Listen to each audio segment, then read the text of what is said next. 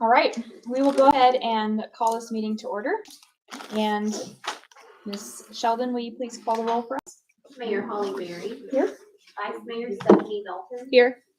Commissioner Jamie Fairbanks Harvey. Here. Commissioner Pete Phillips. Here. Commissioner Hayes Wilkinson. Here.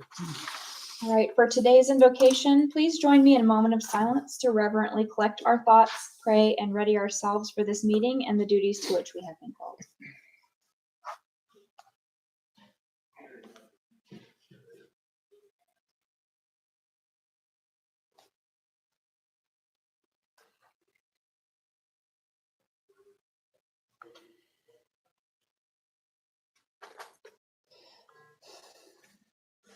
Thank you. Mr. Granum, will you lead us in the pledge? I pledge allegiance to the flag of the United States of America and to the republic for which it stands, one nation, under God, indivisible, with liberty and justice for all. First, we have consideration of the minutes for approval or correction for the December 5th work session. Any corrections? If not, do I have a motion to approve as written? I'll move. I have a motion from Commissioner Fairbanks Harvey. Do I have a second? Second. We have a second from Commissioner Wilkinson. All in favor? Aye. Any opposed? Motion carries. Next, the minutes for our December 5th commission meeting. Any corrections? If not, do I have a motion to approve as written? I'll move. We have a motion from Commissioner Phillips. Do I hear a second? Second. We have a second from Vice Mayor Dalton. All in favor? Aye. Any opposed? Motion carries. For my mayor's report, just wanted to let everybody know that last Thursday I attended the most recent Hamilton County School Board meeting alongside Commissioner Fairbanks Harvey to present the resolution that this board passed at our very well-attended special call meeting last Wednesday. I am happy to report that one of the three options named in that resolution, the option of co-locating a new elementary school on the current Red Bank High School and Red Bank Middle School campus, is now being explored in greater detail by district staff and was discussed at length in our work session earlier today. There was also a press release earlier today by the representatives Connor and Commissioner Sharp. I will continue to keep this board and the public informed of developments in this process as we continue. I want to welcome Yummy Thai Food Truck back to Red Bank at long last. You can find them once again in front of Dirty Jane's Antiques, Monday through Friday, 12 to 8. The next Red Bank Community Food Pantry is this Thursday, December 21st from 4:30 to 6 p.m. The holidays are their busiest time of year, so consider volunteering or donating. You can find a link to their sign-up genius at redbankfoodpantry.org. The food pantry has also added a small anytime community food pantry box at the entrance to Red Bank United Methodist Church closest to the Red Bank City tennis courts. You can now donate food or pick up food if it's needed at any time at that location. And next we have our Vice Mayor Dalton's report. Thank you, Mayor. And clearly we both love food because my first item was also to talk about Yummy Thai coming back. I will say they are only returning temporarily. These are their last days as a food truck before they get their storefront opened on the North Shore. I had a really wonderful time celebrating the holiday season last week with our Red Bank Junior Lions Club. These wonderful young humans have poured their energy, passion, and time into serving others. I couldn't be more proud to get to watch them grow. So far this year, the Junior Lions have spent their time mentoring and tutoring Red Bank High School students, serving on community panels, packing snack packs, helping to watch young students at Red Bank Elementary during parent meetings, painting the senior lounge, and volunteering for Miracle League Baseball, the Red Bank Christmas Parade, and at Alpine Crest's Fall Festival. And I want to thank Mr. Robert Love, our Northside Neighborhood House Community School Coordinator and mentor at Red Bank High School, as well as the Lion Club sponsor, Mr. Salarigo Jr., who's here with us this evening, for their dedicated support of our students. The Chattanooga Area Food Bank has an anonymous donor who is matching up to $50,000 in online donations now through December 31st. The Red Bank Community Food Pantry, as the mayor mentioned, we buy most of our food from the Chattanooga Area Food Bank, so your matched donation will help support our local neighbors here in Red Bank. You can donate at chatfoodbank.org. The deadline to register to vote for the March 5th election is Monday, February 5th. You can check your voter registration at vote411.org or locally on the Election Commission's website. Happy winter break to all of our students and school staff. And I'd like to finish with some thank yous. Thank you to our city staff, our mayor, and my colleagues for thinking outside of the box so creatively when it has come to this school facilities conversation and the greater conversation around future planning for our city. I am proud of us for staying dedicated to our values and our commitment to transparency. I'm proud of us for staying open-minded to all of the possibilities and staying focused on our responsibility to our neighbors, our children, and our community. As the mayor mentioned, we now have a new Red Bank Elementary School facility option on the table that our board and the school board can discuss, thanks to the patience and thoughtfulness we have shown throughout this conversation. I'm excited to continue these discussions as the city simultaneously continues our comprehensive planning and small area study efforts with our neighbors and planning partners. And last but most certainly not least, thank you doesn't even begin to cover it, but thank you profusely to Mayor Berry for the grace and poise with which you represented our city at the school board meeting last Thursday evening. The professionalism with which you carry yourself continues to set an example for all elected officials. You spoke boldly, yet kindly, and fiercely, yet graciously for our city, our neighbors, and our children. And we are truly blessed by your leadership, and I'm lucky to call you not only a colleague, but a friend. Thank you. Thank you, Vice Mayor. Next, we have our report from Commissioner Fairbanks Harvey. I also will start my report with food. The next Listen and Learn will be held Monday, January 15th, 2024 at Sabor. It's Costa Rican food, not necessarily Mexican. I was corrected with that. So it's 6 o'clock to 7 p.m. on Monday, January 15th. As Vice Mayor Dalton mentioned about voting, absentee voting, the first day to request an absentee ballot was Wednesday, December 6th, and the last day to request is February 27th, 2024. Early voting period will be February 14th until February 27th, with the election on March 5th. Last week, as Mayor Berry mentioned, Thursday, December 14th, I attended the 4:30 meeting with the Hamilton County School Board work session and delivered the resolution 23-1638 that passed 3-2 by our commission to incentivize construction for an elementary school in Red Bank. Since another option for Red Bank Elementary School has been developed by one of our school board members, the next Hamilton County Department of Education School Board meeting is planned for Thursday, January 4th at 4 o'clock. We hence then decided that we would serve our community in Red Bank with a meeting on Thursday, January 11th at 4:30 to receive input by our residents, which I'm very excited about that, in conjunction with the school board. And finally, I hope we take time to share Christmas memories with family and friends these next days and weeks in your home, churches, restaurants, workplace, out on the sidewalk, wherever that may be. Merry Christmas, Happy Hanukkah, and Happy Kwanzaa. Thank you. And next, we have our report from Commissioner Phillips. I don't have much to report. Thank you guys for all the information. I mean, y'all are just like a well. So happy birthday, Mama. And I'm gonna pass it on over to Commissioner Hayes. Wilkinson. Go ahead. Thank you guys for coming out tonight. Also, I do not have much to add, but just everybody travel safely for the holiday season. And I hope you guys enjoy spending time with family, friends, or by yourself, however you choose to spend it. So, We're at Waffle House. Yeah. that Waffle House is always a viable choice. And next, we have our report from City Manager Martin Branham. Good evening, Mayor and Commissioners. As a reminder, city offices will be closed Monday and Tuesday, 25 and 26 December, in observance of the Christmas holiday. Additionally, city offices will be closed Friday, 29 December, and Monday, 1 January, in observance of the New Year holiday.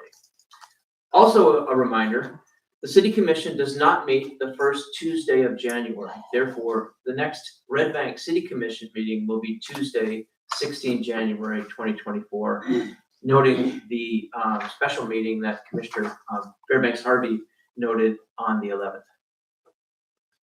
Lastly, I'd like to thank Public Works Director Greg Tate for filling in for me at the recent special called meeting. Greg, I knew you would be fantastic. By all accounts, you were fantastic. Thank you, sir. Thank you, Mayor. Thank you. All right, we have a next on the agenda, a temporary adjournment of our regular meeting in order to call to order our beer board, which is the same body. So I will ask Assistant City Reporter Sheldon to call the roll for the beer board. Mayor Holly Berry, Here. Vice Mayor Stephanie Dalton, Here. Commissioner Jamie Fairbanks Harvey, Here. Commissioner Pete Phillips, Present. Commissioner Hayes Wilkinson. Still here. All right. So Ms. Sheldon, do you have an introduction for this item? Because we were not able to get to it on the work session Yes, agenda. ma'am. Applicant Jake Patel is present. This is the beer permit for their new location. Okay. Let's see, Mr. Patel. Thank you for joining us today. We appreciate it. Would you like to come forward?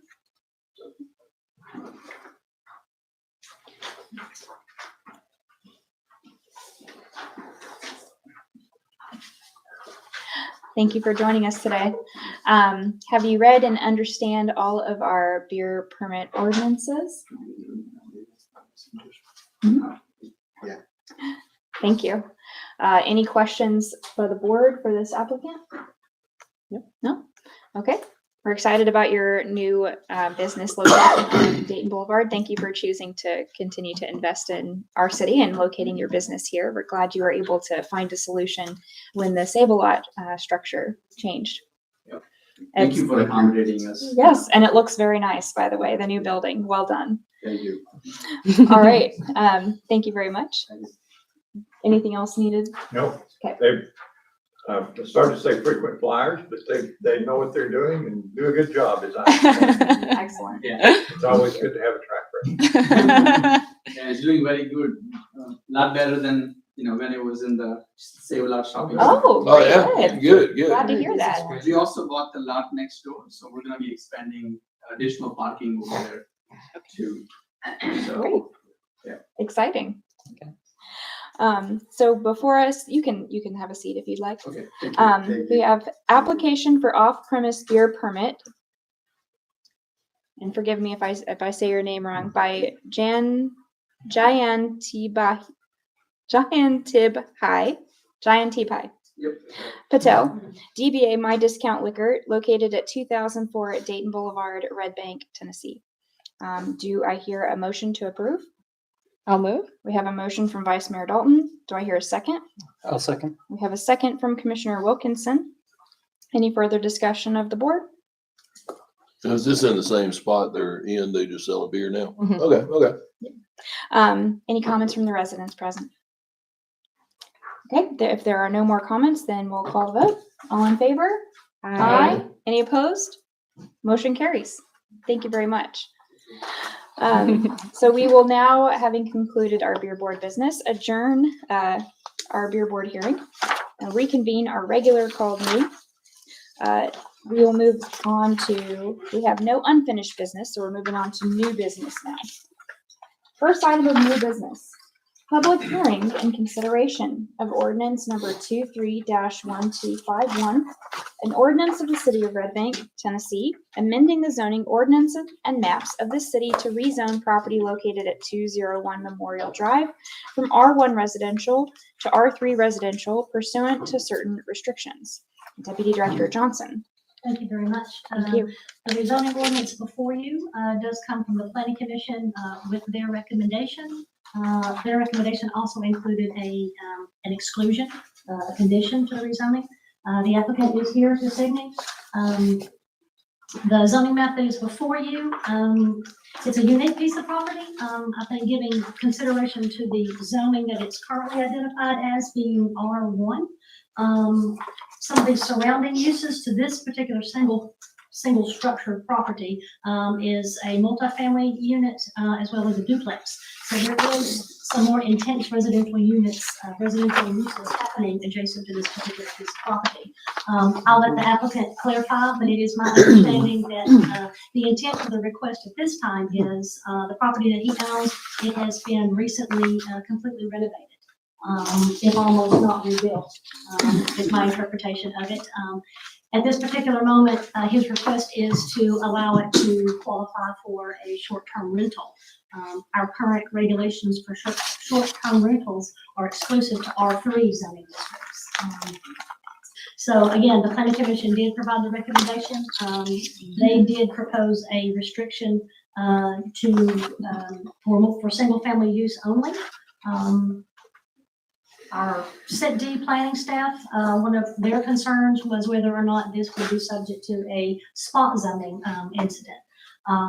From taking a look at some of the properties that we already have scattered across the city, we do have pockets of R3 that are similar in nature to what this one would be a reflection of. With that being said, I know these issues are coming up as they arise. We also have on our horizon to take a look at our comprehensive plan, which will take a look at your land use, current land use, and then proposed land uses. So we know down the road, we have a heavy lift when it comes to looking at our current zoning, looking at our properties, and more so, looking at how those properties are currently being used and the potential for future use. With that being said, I do not agree and support the planning commission's restriction for a single family only.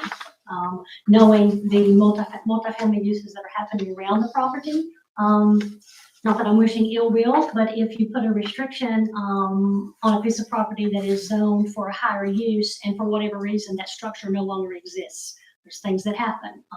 To restrict that particular property owner to only bring back a single family structure in an area that probably would be more used for more high density and multifamily residential. So that's my consideration for the rezoning request. So my understanding is that internal staff recommendation is to approve the rezoning, but perhaps remove the single family condition added by the planning commission. Correct. Okay.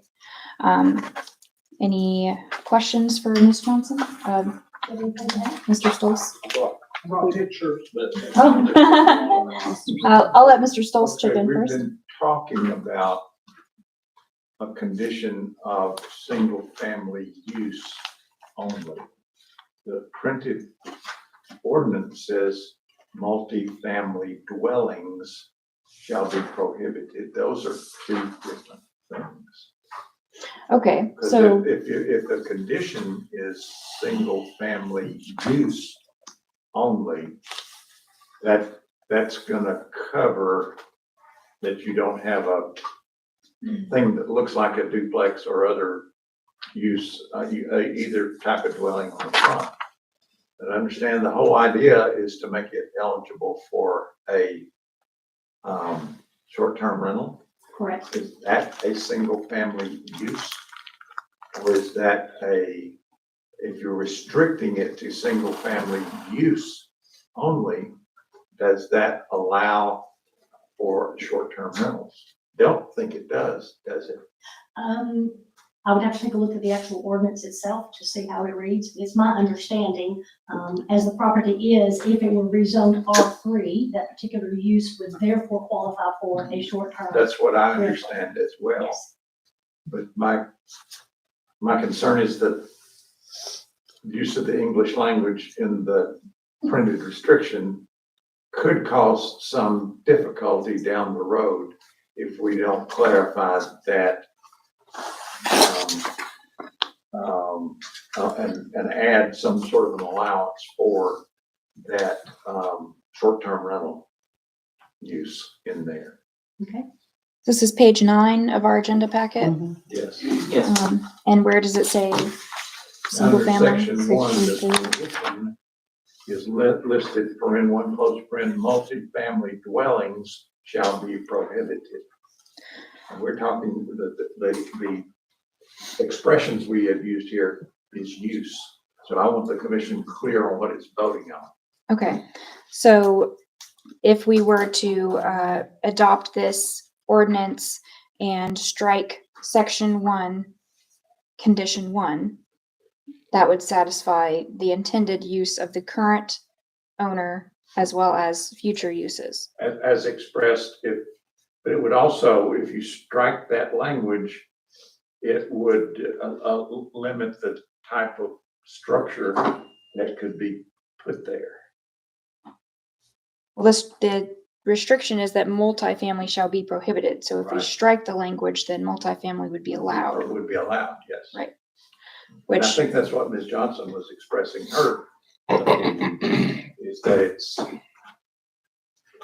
because of patterns of development and usage in the area, it properly should be zoned R3 without that restriction. Correct. thank you. So does anyone have any more questions for Deputy Director? Before the public hearing, Mm-hmm. I mean, we'll be able to ask questions and have discussion after the After, public okay. hearing, right? We'll Yeah, go- yeah. We'll go ahead and open up the public hearing then. And Mr. Graham, will you lay the ground rules for public hearing? Same as you guys are used to, 3 minutes or less. This will be on the topic of this rezoning of this property in particular first. Do we want to hear from the applicant or see the photos before the public hearing? I think that's a good. Yep, go please, come forward. Thank you for bringing visual aids. We appreciate it. May I pass these out? Certainly. May I pass these out? Yep, of course. All right, this is just a packet of pictures of sort of the process of the house. That's how it exists now. It's front cover, but then if you go in, it has sort of in process, sort of where it Thank you. started and where it ended up. Wow. Anyway, I'm John Kofelt. It's nice to see you all. Thank you for having me. Appreciate your indulgence. So we purchased this house a couple of years ago. I was approached by Andy Williams, not the singer, the homeowner. I had actually purchased another property from him when we were building the cottages at Ashmore. And ended up buying a duplex from him, and we ended up tearing the duplex down and building back 2 houses in its place. He later approached me saying that Red Bank was getting too cityfied and he wanted to move out into the country and wanted to know if I had any interest in this property. We did. But it took a minute for us to sort of decide what we wanted to do with it. We decided that my wife was retiring from the school system and she wanted to have a hobby. And so we thought that having a short-term rental would be a good way for her to, burn off some energy and steam. So we went in, I own a construction company, obviously we came in and renovated it extensively. And now I think hopefully the last page is you see how we got it decorated. So it's either that or my 22-year-old daughter from Swanee, when she comes in, is going to live here. So we would prefer for it to be a short-term rental. We felt like it fit the as far as the neighborhood. I've known that neighborhood since I was very small, and it's a mixed bag. I don't know if you're familiar with it. There's industrial property and grandfathered multifamily and churches and Taco Bell. Everybody knows the Taco Bell. So anyway, we didn't think that it was a big stretch to ask for R3. Obviously, we were looking for a way for us to legally do a short-term rental, and so felt like that was the best ask of the city. So again, that's our intent. I think Ms. Johnson is dead on. If we were to change, if the house were to burn down tomorrow, what would be the highest best use? Probably is some sort of multifamily, but again, that's for you guys to decide. We're only coming asking for R3 for our current purpose. So if you have any questions, I'm happy to answer. I live on Ashmore, Yeah. as you named it, the cottages, and so I've seen it And it's at the different stages. metamorphosis, yes. Yeah. So thank you. Yeah. My pleasure, frankly. You know, it's been a great clubhouse for me, and I'm kind of sad that I'm gonna be giving it up, but, yeah. So you're gonna put one family in there, but on a short term, or just a short term rental? Just It's short-term. it's not gonna have a family and a short term rental No, it's just short-term rental, and, you know, it's a 2-bedroom cottage. kind of. Okay. We actually have a lot of family that comes in town. We're probably gonna use it most of the time, but if you guys know anybody, if we get through this, we've already been approached by the, county assessor's office, wanting to make sure we got a business license. And so again, we approached this because we wanted to do it the right way. We wanted to do it legally above board. You know, there are plenty of people, not tattling on him, but there are plenty of people in Red Bank that are not doing the right thing. We're kind of rule followers, so we wanted to make sure we did it the right way. We appreciate that since the city has no hotels. Our only hotel tax comes from legally recognized short-term rentals. Like We can't this wait to one. contribute. Thank you. Thank you, Mr. Colfoot. Any other questions for the applicant? Okay. Mr. Grennan, will you read the public comment, public hearing rules? Thank you, Mayor. This is the time for public comment. Please observe these rules for public comment. Comments are limited to 3 minutes or less, and the city recorder will operate the timer visible on the dais. Please respect her direction and conclude any comments if time expires. At this time, citizens are invited to the podium to comment. Please begin by stating your name and address. Would anybody like to speak on the rezoning of this parcel at 201 Memorial Drive?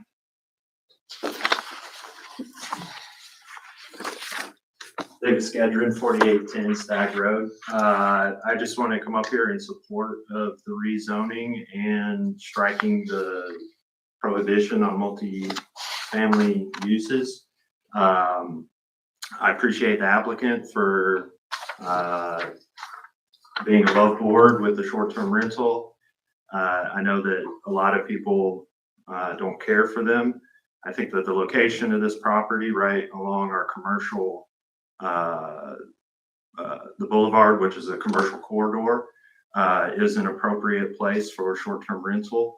And I would like to go as far as to say, I'd like to see all R1 properties that border commercial corridors be upzoned to R3, so that applicants don't have to go through a difficult process and a lengthy process coming before you all, and they can just get right to work building and creating commerce. Thank you. Thank you, Mr. Gedron. Anyone else who would like to comment on the rezoning of 201 Memorial Drive? Okay, if there are no more public comments, then we will close this public hearing, and we will now consider ordinance number 23-1251. Do I hear a motion to approve with, without the restriction, removing the restriction on multifamily use? Sorry, I'll move, yes. Okay, we have a motion from Commissioner Wilkinson. Do I hear a second? I'll second as amended. Okay, I have a second from Commissioner Fairbanks Harvey. All right, any further discussion? Hopefully, when we get through our planning process, we'll have this addressed. Yeah, we'll do this a little bit more comprehensively and not just piecemeal one at a time. Instead of having to spot or Mhm. rezone specific, that's the hardest word. It's the hardest word for me. Yeah, take a big picture view instead of one, waiting for applicants to bring us one parcel at a time. Okay, anything else to add? Yep. Vice Yes, Mayor? I do. I do appreciate the application and the attempt to, yes, offer some short-term housing options since we don't have any hotels here. I do have some concerns because I have not been happy with our short-term vacation rental ordinance since before I was elected. And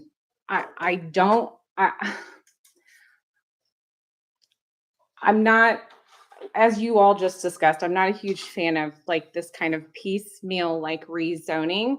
especially now that we're actually in our comprehensive planning process and we're going to be looking at our zoning ordinance and land use and what that could potentially look like comprehensively.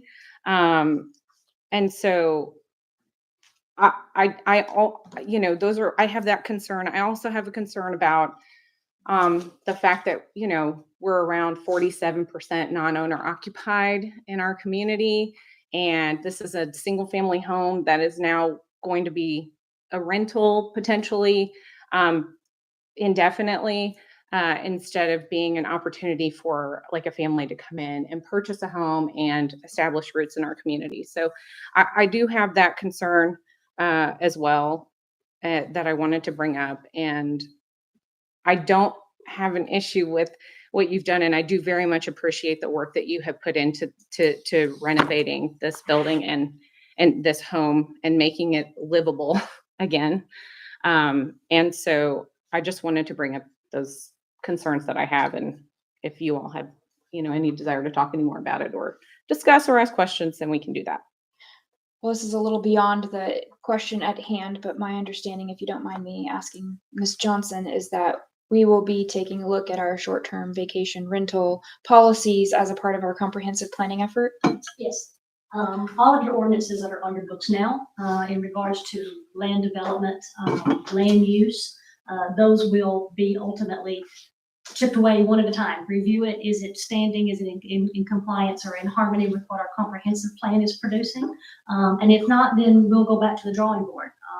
I anticipate seeing a tremendous amount of change when it comes to regulations. We have some pieces that at one time probably made good sense, but now they don't. And then that's where we start seeing a lot of applicants that come in and it becomes very piecemealed.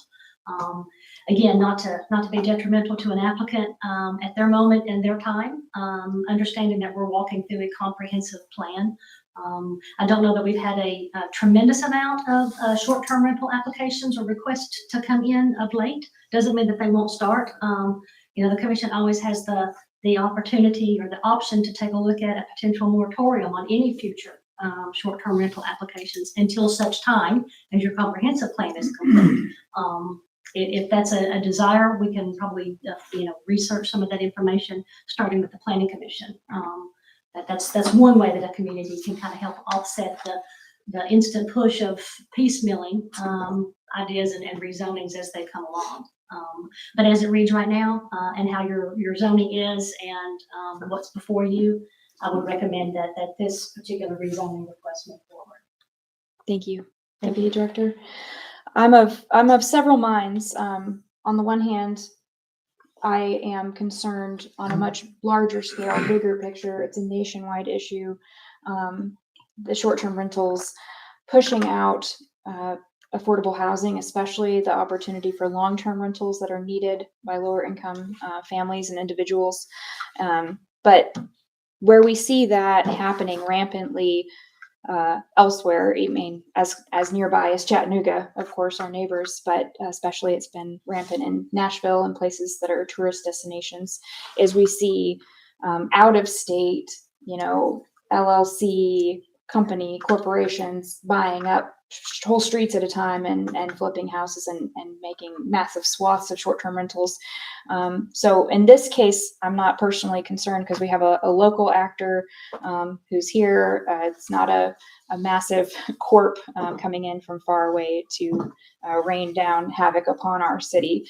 But that is definitely a concern I have long-term, and I'm glad that we are going to be looking into revising that to make it future-proof our city a little bit more towards the prevailing forces that might whip against it. But this particular rezoning, I was actually a little disappointed to learn that the purpose of this rezoning was for a short-term rental, not because I have anything against short-term rentals, but because I was actually hoping that it was for a density renovation. So the rezoning itself, for me, is an even more positive note potentially than the intended purpose of the rezoning for the short-term rental. So I'm inclined to approve the rezoning ahead of our short-term rental revisions, knowing that this is the longer term of view that our city is taking for this part of town. May I ask Go ahead, a please. question? Ms. Johnson, can you tell me what other uses are allowed in the R3 zone? Or Mr. Tate, perhaps? R3 zone, it allows for churches, schools, hospitals. Multifamily, Parks, I'm sorry, multifamily, multifamily is. you said parks as well. And it does reduce your footprint. And R3 does reduce that. You can build a smaller square footage minimum home. Correct. And there is already multifamily dwellings across the street, behind, beside. There's a three unit, two-story triplex right next door. And then right in front on Lebanon Avenue, there's a quadruplex. So, This was, Leslie reminded me this morning, there was a time a few years ago when city leadership did a blanket rezoning. And this area right here seems to have gotten caught up with it because it was zoned R1, even though you've got a quadruplex, a triplex, a duplex across the street. That wasn't taken into consideration. But this is just one little house right in the midst of all these parcels. so these historically adjacent parcels had multifamily use Right. and were Continue zoned to. for appropriately for that when they were Yeah. built. And then after the fact, they they were were allowed. rezoned to R1 and as a result are now considered grandfathered The non-conforming use. non-conforming use, although they are still active and immediately adjacent this property. Okay, so the spot zoning sounds like the other properties to me. That's one way to look at it. Can I ask Mr. Coffell, is there any, I don't know how large this parcel is there any opportunity to build on to this, expanded into perhaps another unit or? We're adding we don't have Just- a lot of additional dwelling unit opportunities yet.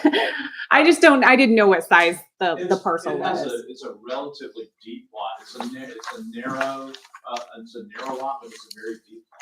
We Okay, do have an illustration of the lot in our packet. yeah, it's Page hard number- to tell. It's page I saw it. 11. Yeah, I need to just speak. Please. So obviously it has depth at some point, if someone had an intention and they wanted to improve it and build another structure, they probably could, although I think they would have to ask for some sort of other setback adjustment or whatever. I really don't know. Okay. But again, not our intention immediately. If you guys, if you guys are interested in that, we certainly are interested in that. And Ms. Dalton, just to your point, we brought in 31 single-family residences on Ashmore, Mhm. and we're about to bring in, I guess at White Oak Place, we're about to bring in, we already have one new family there. Is that on Pine Breeze? Pine Breeze, yeah, White Oak Place, not Pine Breeze. But it's off of Pine On Breeze, Pine- right? off of Okay.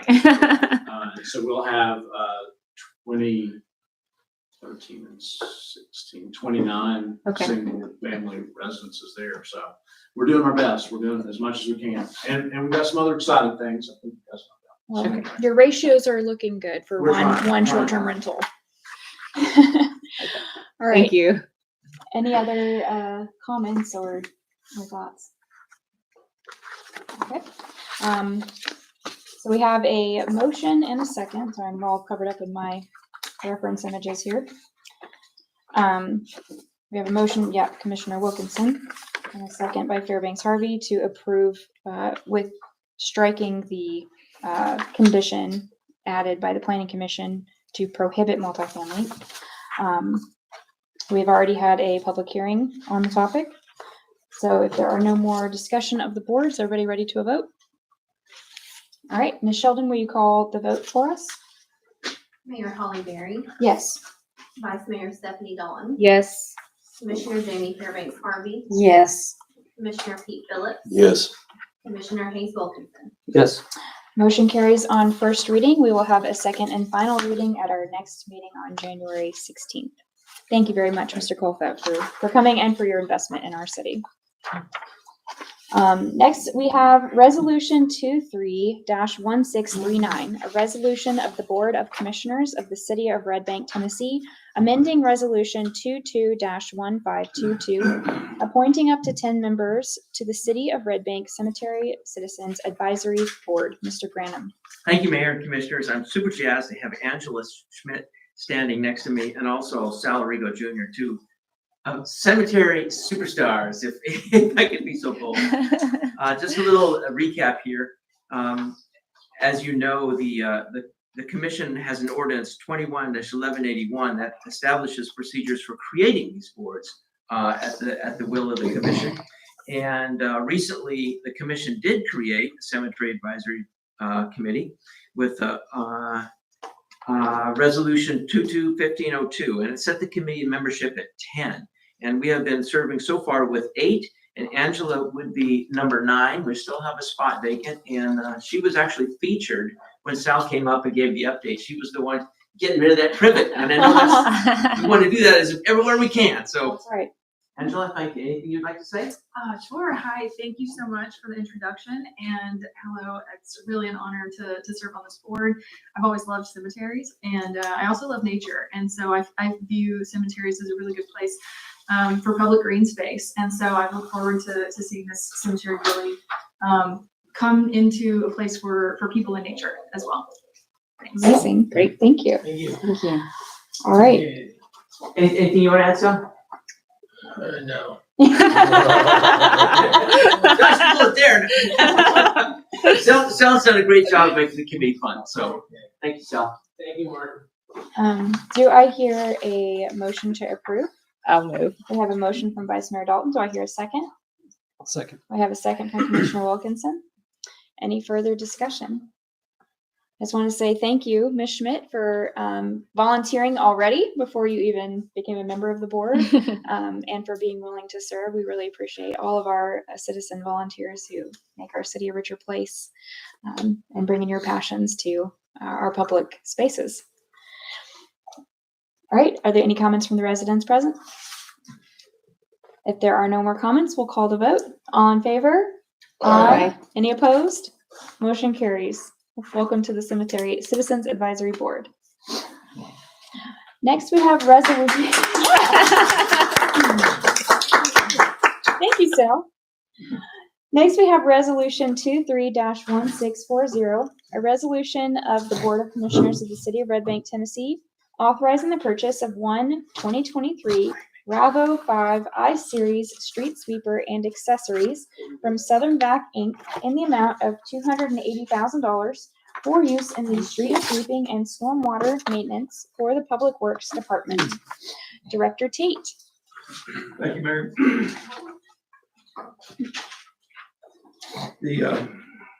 This is for the purchase of a street sweeper, and I did take into consideration one commissioner's input into that, who has some expertise in this line of work. And I also took into consideration some of my employees will be operating and maintaining the equipment. And we have come up with this little jewel right here. It's a Ravo 5. It is fairly compact, and it's not built to travel at highway speeds, but it will certainly travel at red bank speeds. And what this little unit does, well, currently right now, we do not have a contract for street sweeping. We're in a pay-as-you-go agreement with Sweeping Corporation of America. And we got it just slightly under the $10,000 limit, and it's an on-call service. But all they sweep is the sections of Dayton Boulevard, Morrison Springs, Ashland Terrace, and Signal Mountain Road that we tell them to sweep. They don't sweep on a routine basis. And as I said, it's on call. And right now we've used approximately 50% of the $10,000 that we had set aside in the state street aid budget for that. And they sweep about every 2 to 3 months. Whenever, the need arises that, when, somebody reminds me that he saw something that needs attention, or as we did before the Christmas parade. But this right here would assist us in 2 commission goals. One of those is the stormwater revamp and processes and fees, which this unit here would help us reduce stormwater pollution from our city streets and sidewalks, and then also the beautification. The city manager called me aside one day and took me on a little ride. The day after the Sweeping Corporation came through and swept parts of Dayton Boulevard, And what they had done is they'd swept and they pushed a lot of it up in people's driveways. Oh. So we called them and they came back and they fixed it, but we had to call them and they had to schedule it twice to come back. And then there's been times where we've needed them to sweep, but it was one of those situations where we can't do it right now. But this little unit here would allow us to would support our main streets as well as our side streets. It has a sharp turning radius. It's fully functional for what we need to do. Well, let me first say that this purchase was not budgeted for, but as after conferring with Finance Director John Alexander, this could be taken out of state street aid. It will be used by the street division, the stormwater division, and the solid waste division for various purposes. As I said before, it can be used for some of our commission goals. But one thing that I'm kind of interested in is it has a broom attachment that can cut weeds out of the curb and gutter. And I'm sure Commissioner Phillips is probably well familiar with that. This feature has a broom that will cut the weeds, and potentially it has an attachment on the front that you can probably see in some of the pictures on the back. It has an attachment that can reach the edge of the sidewalks. And one of our goals in Public Works is to reduce the amount of herbicide that we apply to the streets and sidewalks to keep weeds from growing out of cracks. So that was one reason that we chose this one. The solid waste department can use it to sweep leaves. We're in the process of leaf collection right now. And the trucks, they'll vacuum up the leaves, but they blow them out the back sometimes too. And it's not enough that, you need to sweep the street again with the trucks that we have, but you can run a street sweeper up through there and pick up and beautify the streets. The stormwater can use it. If you look on the back pages, there's some pictures there with a hose coming out of the top. And that hose can be attached and used to vacuum out catch basins and stormwater inlets in various locations. It also has, I don't think there's a picture, but it also has a high pressure spray one that, we'd be able to take the unit somewhere like pressure wash the sidewalk or, where something has been spilt on the road. We had a few years ago, we had a truck of some kind came through right up here at the brickyard and made the turn, and they spilled diesel fuel all the way down to Morrison Springs Road, all the way down Dayton Boulevard, up Morrison Springs Road to the freeway.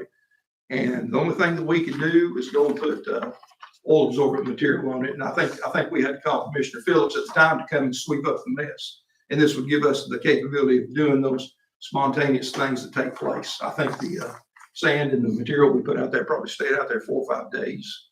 But those are just some of the uses that we can use it for, as well as just routinely sweeping some of our side roads that we don't pay for now. And it doesn't require CDL. So anyone in Public Works that has a driver's license can be trained to operate this vehicle. So we don't have to rely on one person. Including Leslie. Including Leslie.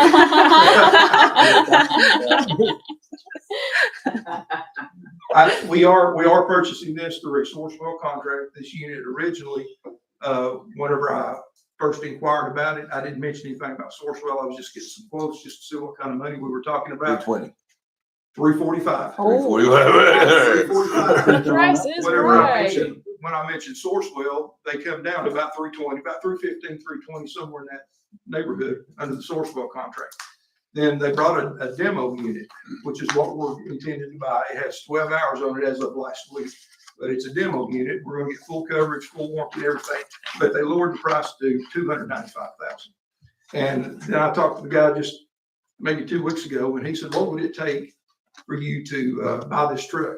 And I said, "Well, we got the Sourcewell contract in place." I said, "I've got the city manager's approval to proceed, with the purchase of this, pending the commission's approval." I said, "But I need it somewhere in the neighborhood of $250,000. He said, "Well, let me see what I can do." Well, he come back at $280,000. So we went from $345,000 down to $280,000 for a fully functional and fully warranted demo model. And he said he could have it delivered within 3 to 5 weeks after final prep. Much faster than a fire truck. Yes.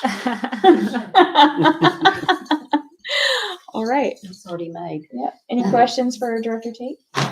The streets you said, Signal Mountain Road, Ashland Terrace, Dayton Boulevard, what were the others? Morrison Springs. Morrison Springs, thank you.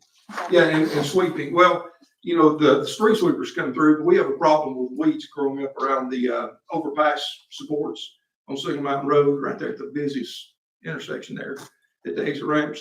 And from time to time, we've had to get the police department to come out there and shut the road down so we could take weed eaters and cut the weeds out.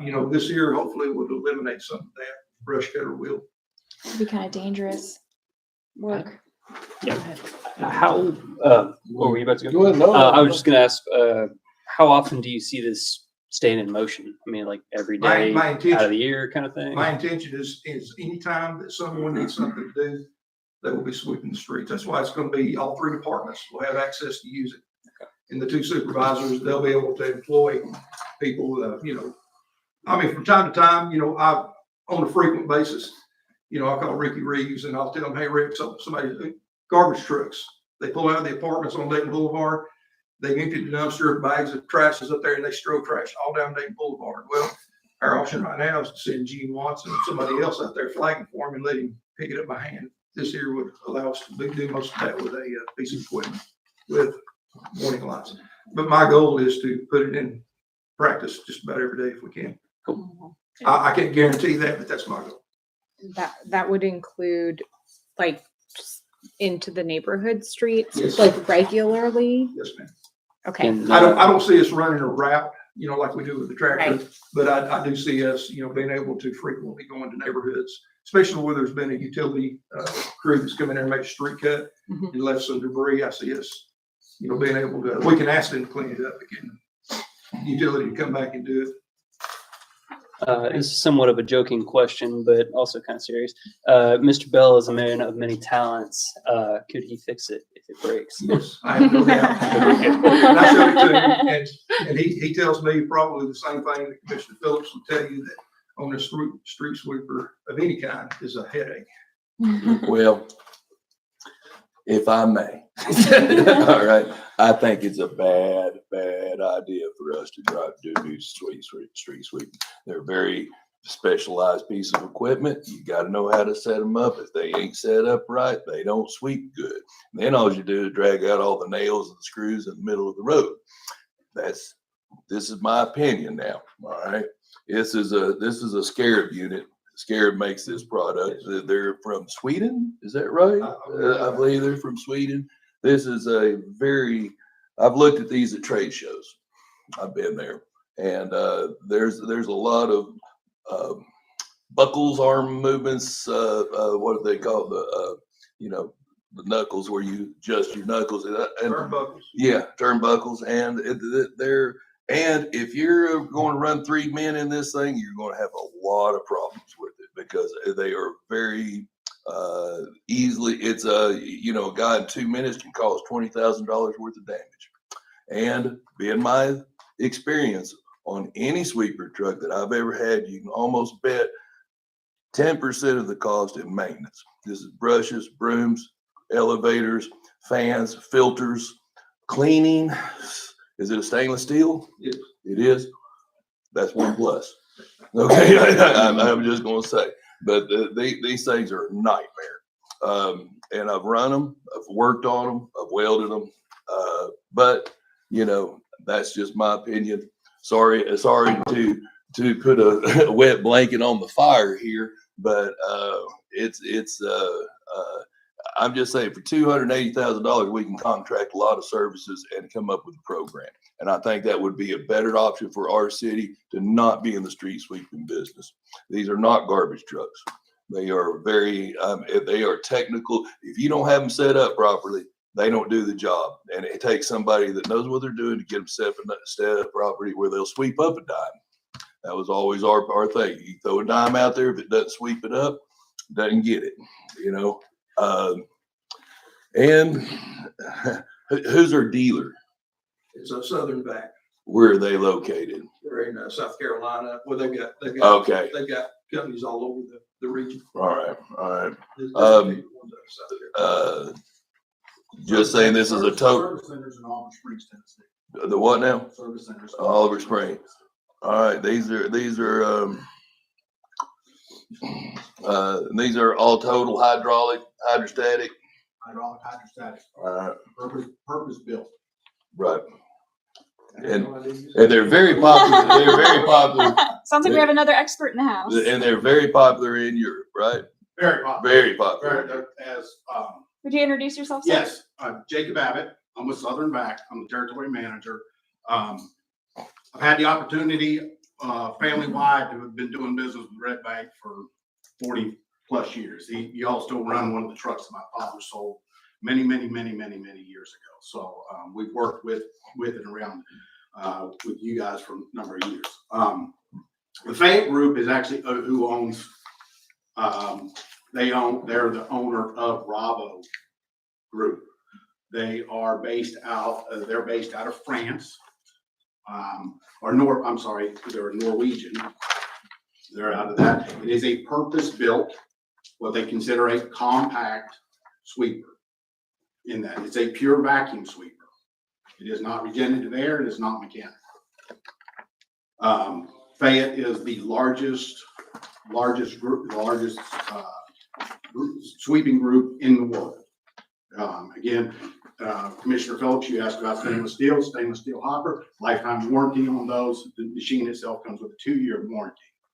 As for maintenance, I know that you got thrown out of that saying when you were operated, anybody can operate this. In all honesty, there's no buttons that you can push. Then you get in and flip the switch that it's going to break. Now it may not run, may not operate, but there's only a matter of about 4 or 5 switches that you can ever change from that on those. And some of that is for what he talked about, what we call our third broom option that has weed and weed cutter that's placed on that. We can show you that maintenance wise, there's very little maintenance on those, and when there are, they're based upon hours. And they have kits of which that comes everything all in one. So you'll get a kit A for your first 250 hour, 500 hour, 1,000 hour, and then they start to repeat themselves under those right there. One person, so it's minimal downtime for that is what we've had and we can show on those right there. And Commissioner Phillips, I will agree with you that they can be nightmares. Absolutely. Absolutely nightmares. Absolutely. 100%.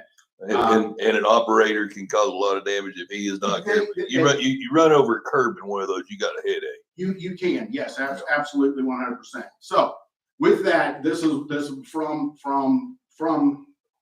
Southern Vac. We believe in training. Okay.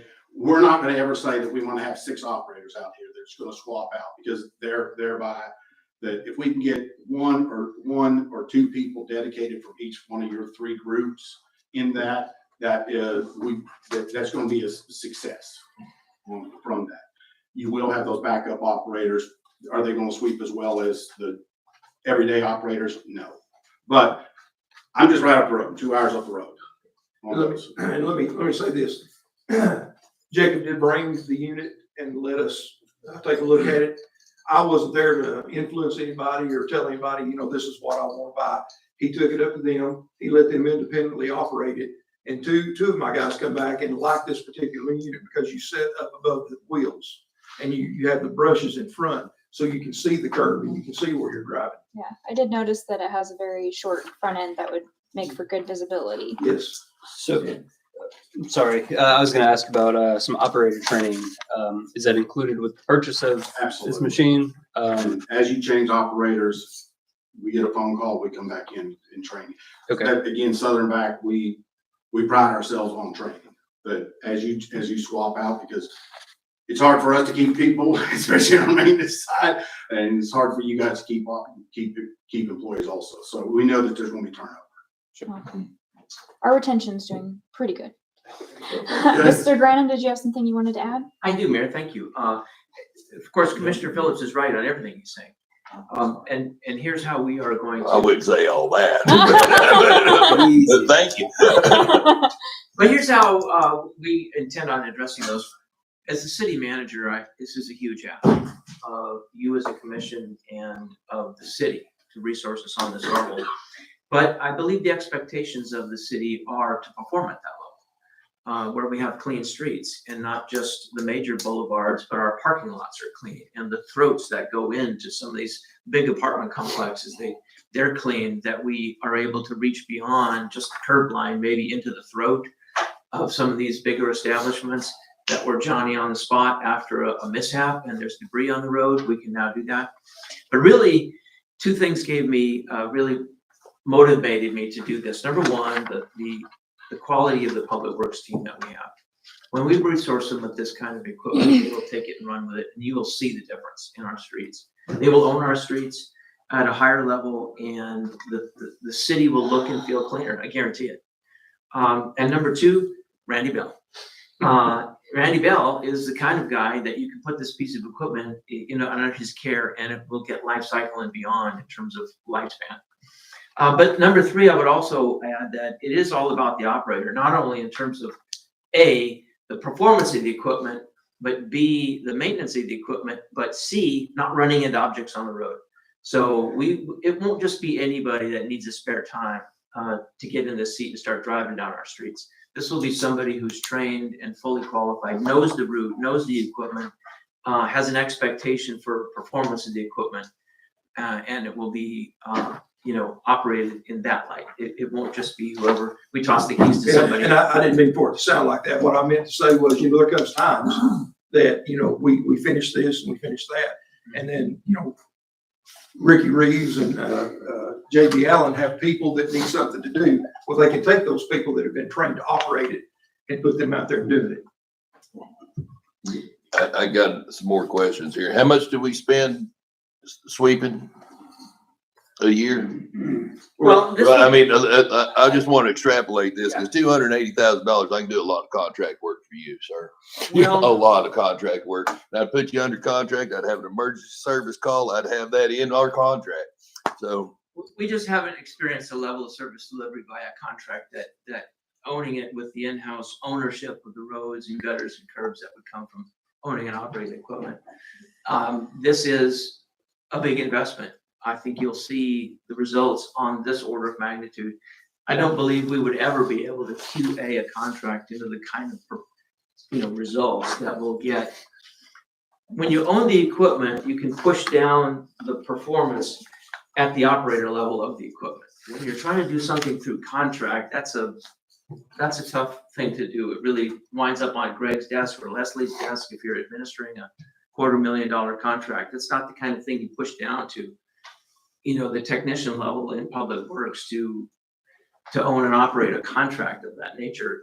Whereas when we own the equipment, train people on the equipment, we can get them to perform on that equipment at the same level of a $250,000 contract. So, and I might agree with you if I hadn't been to many, many, many small cities that sit there with a sweeper truck in their parking lot that's gotten damaged and it's got 250 hours on it and it's been there for 12 years. Those cities exist. You know what I'm saying? And I've seen it more than once. Those cities do exist, but that's not Red Bank. Okay. And I will tell you, I can give you examples of cities who have made the investment and they have a lot cleaner streets. I actually know somebody who drove, and I won't name the city, but it's a city here in East Tennessee. I spoke to the operator of that equipment at length and really learned through the lens of the operator. That operator takes a lot of pride in the cleanliness of the streets. It's what they do. And so, we have employees who will respond to this investment and as a matter of pride, keep our streets clean. Give them a sense of ownership over that task. From a sense of ownership of the clean street outcome. But it is a big ask. And so that's why Greg and I are here having this conversation with you. Thank you, Mayor. What's the life cycle on something like this? I mean, we're talking 2 decades or 10 years or 5 years? I mean, with proper maintenance, assuming. Something Mr. Abbott might be able to speak to. We have customers here in the U.S. We just talked about the U.S. market. Worldwide life cycles are almost 15 years. In the U.S., the product's been in the U.S. for just excess of 10 years, let's say 11 years, and we still have some of the original Bravo series that are still in operations today. Yeah, just trying to do some back of the napkin math of how much value do we get out of this machine for how long? Where does that break even point? For your contract. Come on. Well, I mean, not even by like our current standing contract, because we can use this to a greater extent. Many more hours than we're currently receiving. Yeah. What do you think? In theory. Right. I'm just saying, You know, maybe we're exception to the rule, but I'm saying as the rules of I was saying, the city, it's not one of those things that it's just easy to fix, you know, and now it's, you know, and they're a maintenance nightmare. And I don't get it. I'm sorry to say, but you know, I've done them and they're constant maintenance. So I'm saying, you know, on $250,000, we could probably get 10 years of contract work. So that's all I'm saying. Mr. Tate? So, Well, one of the other reasons that we chose the smaller was because of the extra features that it has to be able to clean out catch basins. And, you know, as our partners at Barge continue our stormwater utility assessment and inventory, you know, there's going to be opportunities to deploy a piece of equipment like this that, you know, we can send 2 people out to operate to sweep out storm drains and catch basins with debris that's falling in them. So that was another reason, as well as the high pressure washer, you know, option that we could take to a site and be able to use the high pressure hose to, you know, clean these and stuff. This will serve multi-functions beyond what even far more robust street sweeping contract would be able to provide the city. Yes, ma'am. I just want to express my experience so far is that when the city has ownership over a business line, we provide it with excellence. And when we have to rely on a contract for one reason or another, oftentimes those contractors do not meet the city's standard of excellence across the board in many different categories of service. So for that reason, I'm sure that staff thoroughly considered all of these factors as you have, including the potential cost benefit analysis of the cost of the equipment versus the cost of a expanded street sweeping contract. Do you have any idea of a budget for like replacement parts? Like the brush, I mean, I don't know what options there would be like, but the hose and the pump and the whatever. I do not have a cost on that, but with this purchase, we also get a pallet of brooms, 15 street brooms, and there was There was, yeah. 4 Yeah, cutter. There's four of the what we call a third broom option, 4 of those. And then I believe I had 11 or 12 additional gutter brooms. 15 total. Yeah, I think it was a total of 15. Pallet comes with that. I'm sure those brooms clean. Use a pressure washer and it cleans them off. Well, they wear out. They wear out. You replace them. Okay. You know, but I mean, you know, they could be cleaned, you know, with, you know, pressure washer, you know, the way we clean the rest of our trucks, just for, you know, daily maintenance. But, you know, you don't want to put a lot of high pressure water on those moving parts like that. Okay. But the brooms are made to wear out and replace. You know, that is an ongoing maintenance cost, is replacing the brooms. so is winterizing your water system. So is, you know, hydraulic oil, you making sure your fans are blowing on your hydraulics, all of that stuff is all checklist stuff. We figured out the winterization. Like a fire truck. Yeah. We figured out the winterization. And if firefighters was running it, I'd almost be okay with that. Public Works. Superstars. That's right. You were trying to say about winterization. I was just gonna tell Commissioner Phillips, we've got that figured out with our current jetter truck that's 40 years old. We pull it in the bay and let it spend the night inside. Do you have room in the absolutely- bay for another we- inside dweller? We will have. Yep. Can, Yes. I just, again, talking out loud about this, I mean, you just said what I was asking about, that the brooms are gonna have to be replaced. That is gonna have to be a maintenance cost that we budget for in the future. Do we know how much a broom costs to replace? I Does do Mr. not Abbott have- know? We do not. I Replacement cost. I don't have that directly with me. And I Okay. didn't bring my phone in, so if I give you even a scientific wild guess on that, one of us is gonna be wrong. Okay. You know, offhand. Well, it was $100 a set. So you got 3 sets on that, but one of them's not going to be used all the time. One of them's going to be used all the time. Okay. So that was, and of course, this is also pre-pandemic. You know, I've been out of business for a couple of years, but it was it's about $100 a set, you know, and if you buy them by the pallet. Okay, which is the only way to do it. Because Right. Any more questions for Director Tate? Or No. discussion? Oh, I did have a question for Mr. Alexander. Can you tell me, yeah, you get to step away, Mr. Tate. Can you tell me what will be the remaining balance of our State Street Aid Fund after this? About $600,000. And how long has our balance been almost $900,000? Quite a while, actually. Okay, So we have plenty of funds in State Street Aid to cover this purchase. Yeah. And then It doesn't do any good to sit in the bank and, you know, it keeps filling and filling every month, you know? Okay. And, so we'll use it for various things. Maybe Including But it's- new brushes for this potentially. if we have to, yeah. but it's, We don't do- can you just touch on really quick about what, or maybe you can, Mr. Tate, what State Street Aid Fund can cover, is allowed to cover? Anything really to do with right of way. And road, Lighting, signalization, signage. okay, Road repairs. So I think there's certain kinds of drainage associated with roadways. Is that vehicle specific, or are we talking any sort of right of way use like bike ped? I don't think it's. Sorry to get in the weeds there. Yeah, if it has anything to do with transportation, State Street Aid usually covers it, which includes, you know, buying equipment. You're not allowed to employ people, but I think you are allowed to pay for contracts. Sure. one other thing, what about arrow boards and directional control? Is that on the unit? It has, I mean, does it have an arrow board on the back of it, I guess, but. yeah, it had arrow signals, I think, on the one that you did trading. Yeah.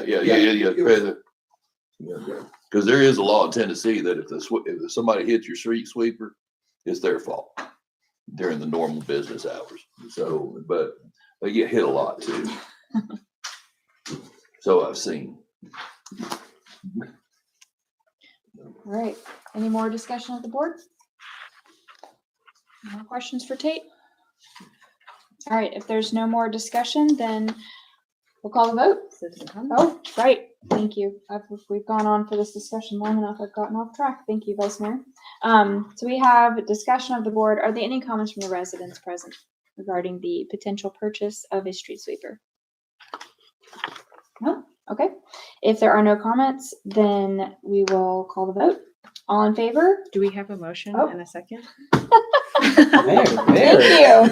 I am off my game today. It's been a long week, y'all. To be fair, you have a newborn at home, so it's I okay. do. I have baby brain plus school board brain, stacking up on top of each other. Okay, resolution 23-1640. I already read the caption. Do I hear a motion to approve? I will move. We have a motion from Commissioner Wilkinson. Do I hear a second? I will second. Any further discussion? I already asked for comments from the residents present. If there are no more comments, we'll call the vote. All in favor? Aye. Aye. Any opposed? Me. Motion carries. And thank you, Mr. Abbott, for attending and answering so many questions. Last voting item on our agenda, Resolution 23-1641, a resolution of the Board of Commissioners of the City of Red Bank, Tennessee, authorizing the Public Works Department to enter into an agreement with Game Time Recreation for the installation of additional drainage improvements and curbing to the new playground site at White Oak Park in the amount of $13,280. Deputy Director Johnson. Thank you. This is coming off of the existing contract we have in place for the replacement of the playground equipment at the White Oak Park.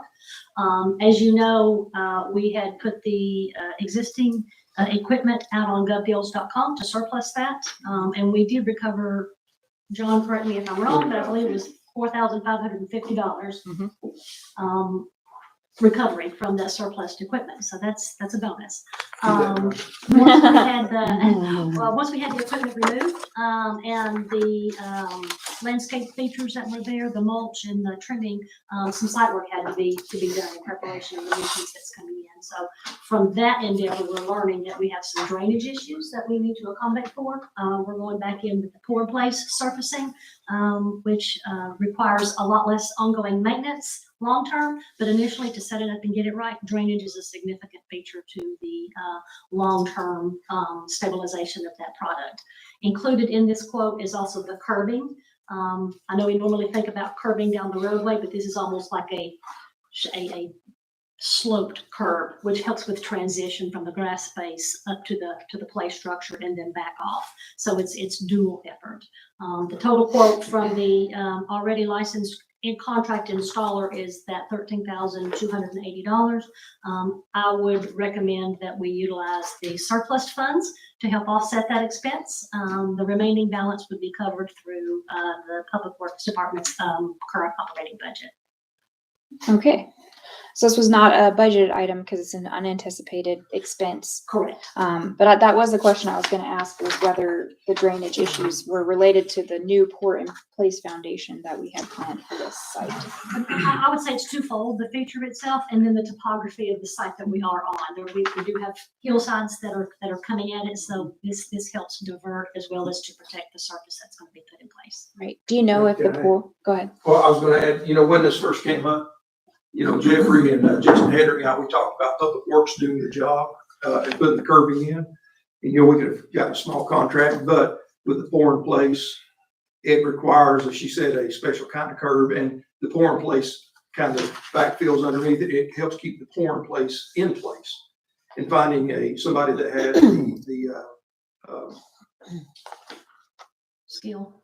well, the tool, to pour that in concrete around here, we may have wasted too much time getting that done because we are on somewhat of a time crunch receiving the playground, getting it installed because of the grant process from, Game time. game time.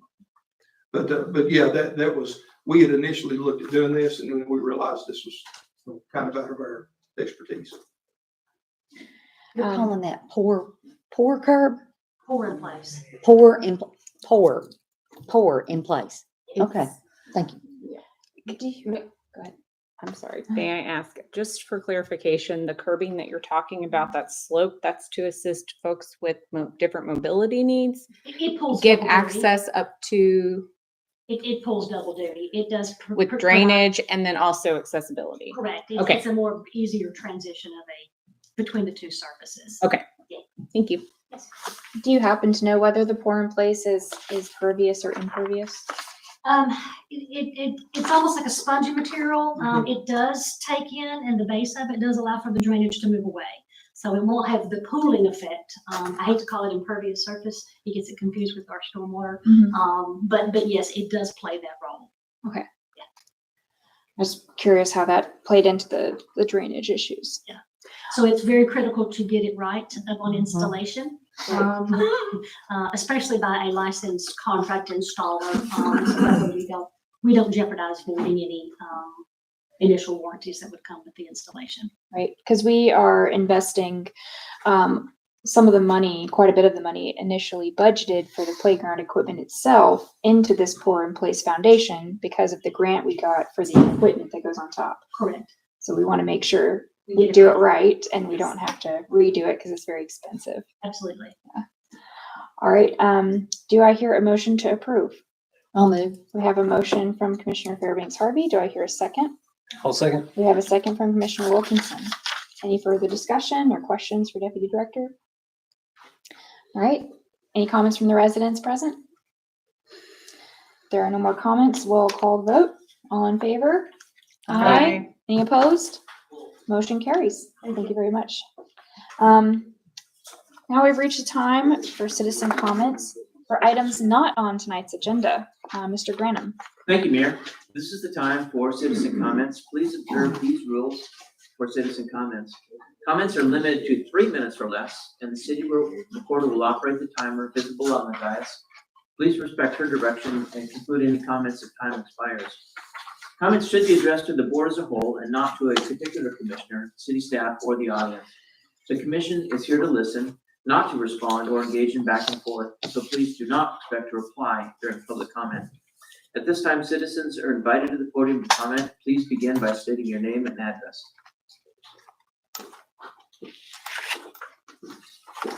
Mackenzie, 110 Brentwood Drive. It has been a adventurous week or two or three in Red Bank lately. What with new contractor coming in, TSW, and a new Parks and Recreation survey being started by Kinley Horn. And then all the Sewell stuff hitting us from left field and throwing everything awry for a while.